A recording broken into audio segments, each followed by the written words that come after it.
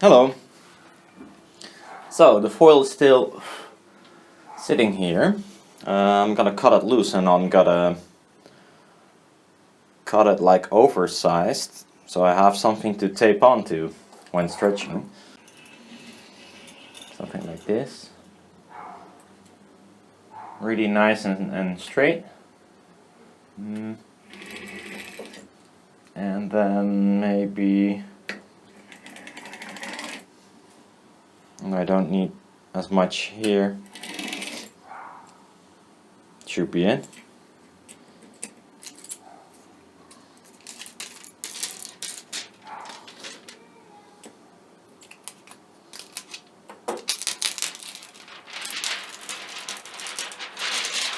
Might even be a little bit too big. But that's okay. I mean, it's for a test. Roller gun? Is this called a tape gun? I don't know, actually. I think I just watched a video of Rossman, the guy that fixes Apple products mostly. And he called it a tape gun, I believe.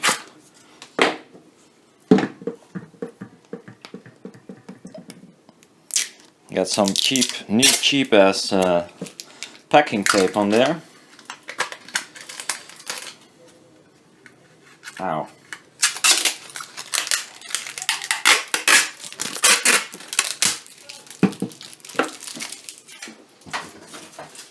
Okay, so this is not the foil, the thick foil I want to use, but this is one that I made as well on the thinner foil. Just to see what it does, just before I waste my only chance. So I'm gonna use this, but because of the bucket size, I cannot dump it in like this. So I'm gonna put it on this heavy piece of HPL, and I think I'm gonna wrap around the pieces that I'm not gonna etch.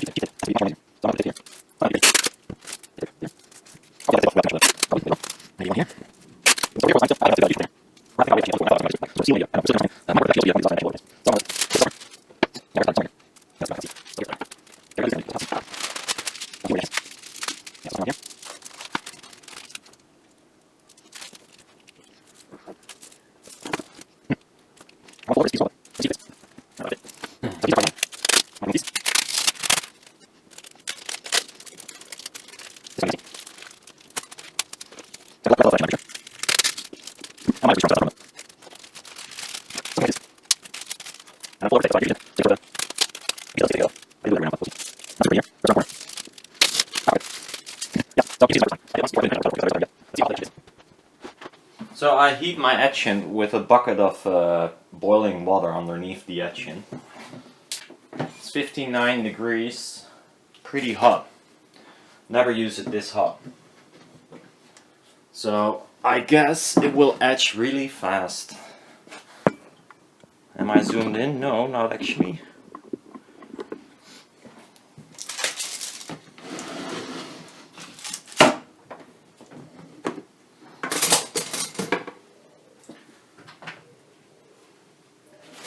I'm gonna use some rubber gloves this time.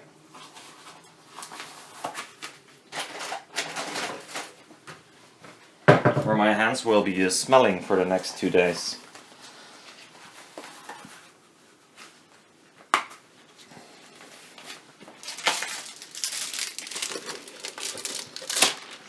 Dump it in, see how it goes. It's not much etching actually. It's not enough.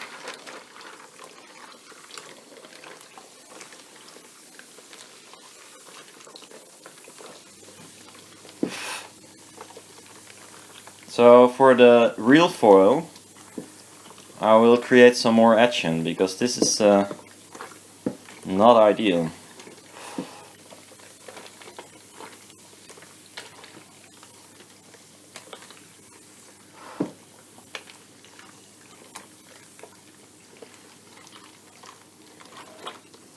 You can see this is thin foil, so it's already etched.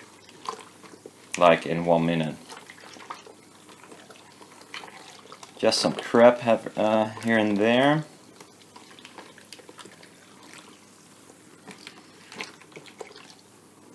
It's not very promising. I've seen some defects already. Might be too hot.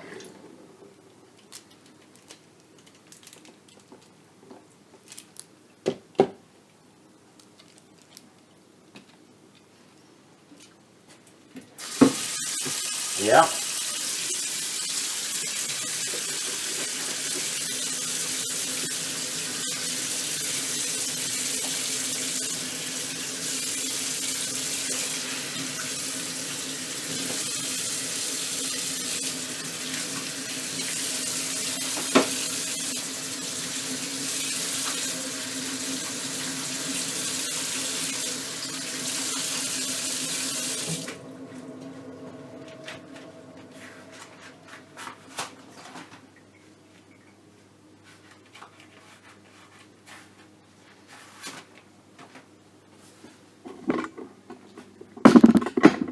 Well, this is how our failure looks. So this is a failure. Not sure what's happening.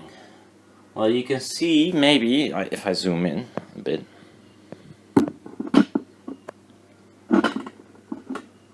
You can see it fails where the two marker lines meet. But also randomly, like flakes coming off. So it might be that this etching was, because of the temperature, a little bit too potent. That might well be the case. And it removes the marker. Another thing might be that this particular marker, the one that seemed to flow best, is not the one that it holds best under etching conditions. So this is definitely not working, and yeah, I'll grab maybe a piece of that I did with another marker that didn't look that great, but see how that one performs. Not a complete membrane, but just to see if it holds better, and see if I can find something in the bin. So I got a marker, I got a different marker, I got another paint marker, and I want to have the sheet marker, and I ran out of Sharpie markers. So kind of gonna arrange them from big to small, so I have sort of a clue. This one is I think an acrylic marker, and I remember it, I think it dragged along the pigment, I believe. Doesn't seem to like wipe itself. Weird. Make a few circles.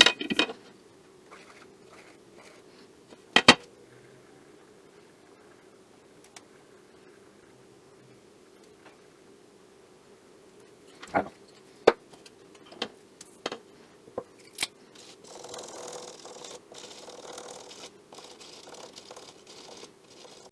This is the marker used on the foil that failed. This is some sort of paint marker.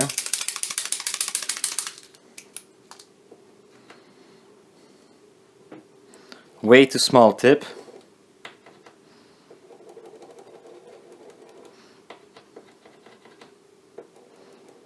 And doesn't work at all, so I'm gonna skip that one.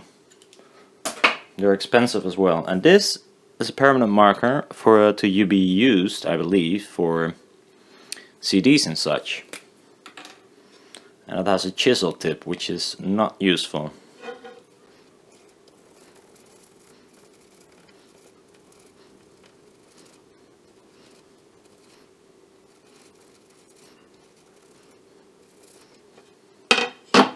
So this is a piece of the thick foil. See how that one etches.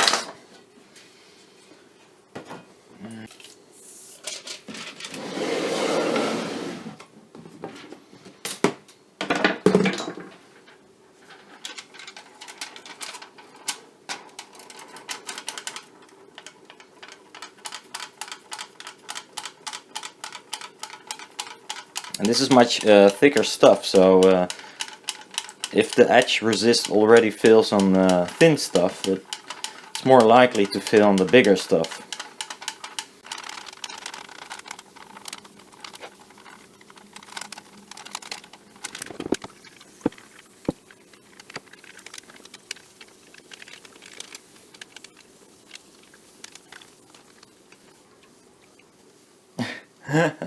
Okay, I think permanent markers for thick foil is a bust.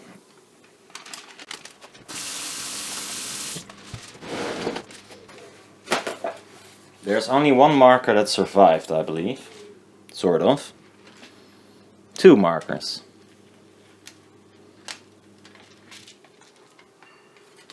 And also not too good. Let's see the other side.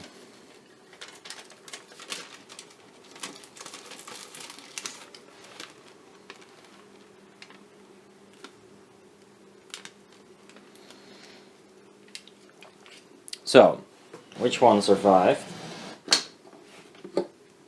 This one. This one actually looked better. This is the one that is currently on the foil that failed. But it looks, well, not perfect at all.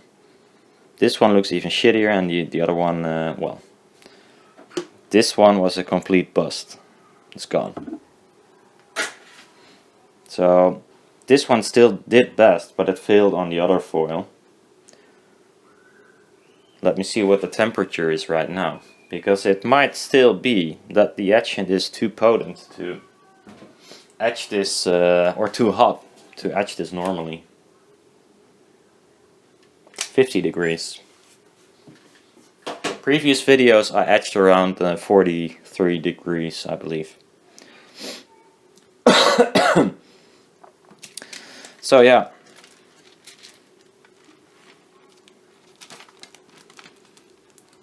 But you can see all kinds of holes and such. This is not a good method.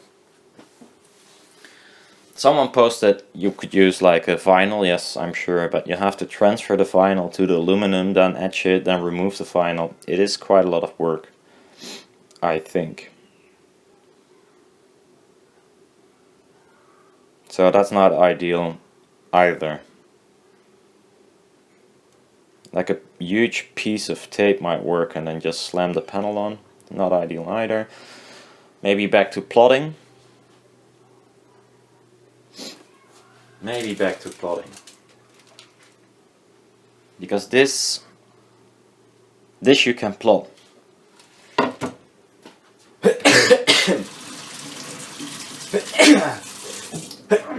They're not much. I'll always have to sneeze from these fumes, so I'm not so sure. It should not be harmful, but makes me feel like I have a cold or something.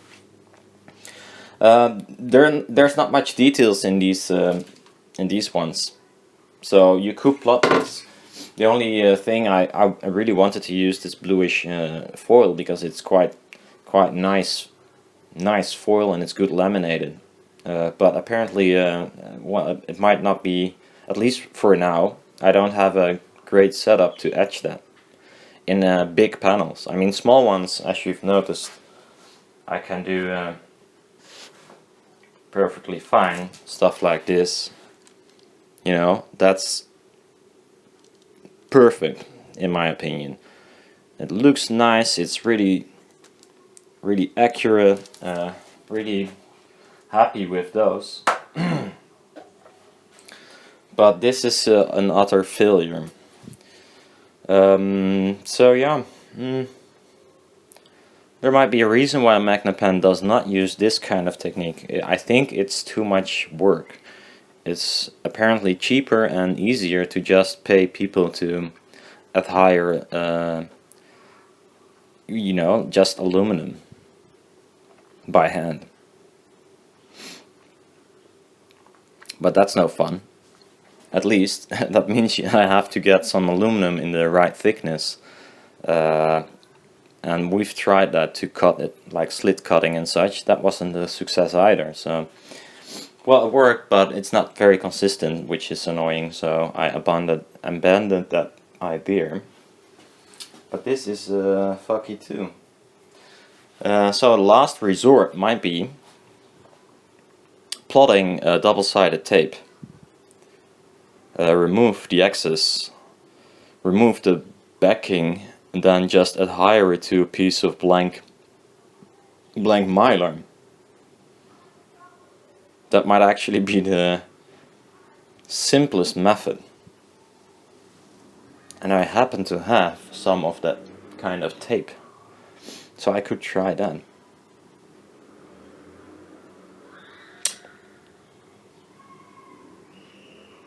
Okay, well, that will be the next try then, I guess.